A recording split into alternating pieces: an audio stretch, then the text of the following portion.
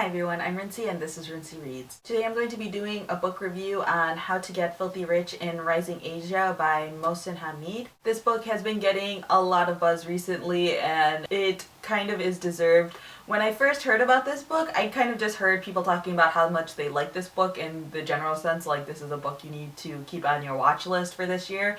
And I was kind of confused because I thought this was a nonfiction book and I was like, that sounds really dumb. Like I literally thought it was a sort of self-help or like how to save money type of book, and I was like, oh, that's interesting, but it's not really a book I would want to read because I don't really read books like that. And then I realized it was a novel and I was like, okay, now this has definitely sparked my interest. This book basically follows a young boy who is growing up in an Asian country. It is not said what country it is, but you could assume it's either Pakistan or India, or at least that's what I assumed. It basically just follows him throughout his life as he grows up in this country and becomes rich. This is a really interesting novel because it's written like a self-help book and it's written in the second person, and you're basically saying like, if you want to get rich, you do all of these things. So it's almost as if you are the protagonist in this novel, but at the same time you're not, which is such an interesting concept, an interesting way of telling this story. You're basically following all of these people. All of these people are unnamed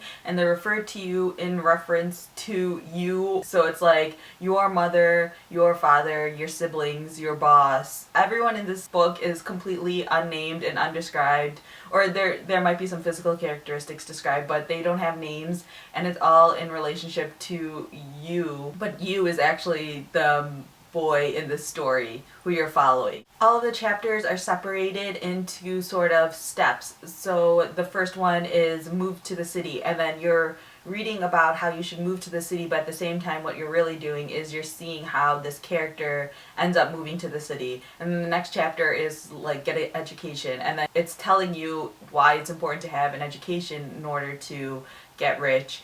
But what you're really doing is seeing how this character is getting an education and how that shapes his life. I've literally never read anything like this before. I mean, this book literally sounds like a self-help novel, and when you're reading it, it sounds like it actually is giving you important steps on how to get rich in Asia. But really what you're doing is you're getting glimpses into this character's life, and you're seeing him grow up in this country and sort of rise the ranks of society. And because it's written like that, you end up getting really pulled into the story, even though you don't really know a lot about this character.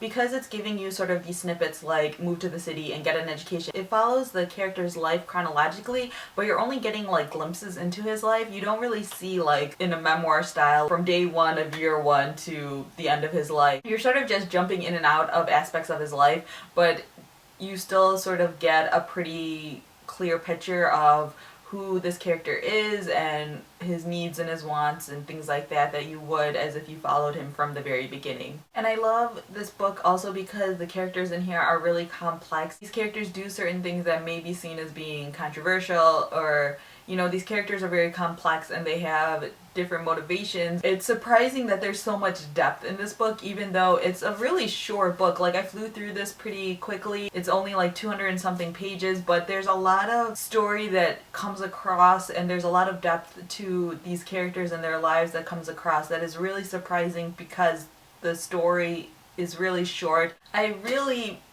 enjoyed this book. I highly recommend it for everyone, and if you haven't read an adult book before, this might be a good one to start with because it's a pretty easy read. It goes by pretty quickly, so I feel like if you normally read young adult and you want an adult book, this might be a good one to start with because it won't be too difficult to get into it. And now that I've read this book, I really want to go pick up his other book, The Reluctant Fundamentalist. There are a couple people who've done reviews on them recently, and after seeing those reviews and reading this book, I really want to pick up that book too. If you've read this book, feel free to leave comments down below with what you thought of it, or if you've read any of his other books, feel free to leave comments about that down below. So yeah, that's all I have for now, and thanks for watching.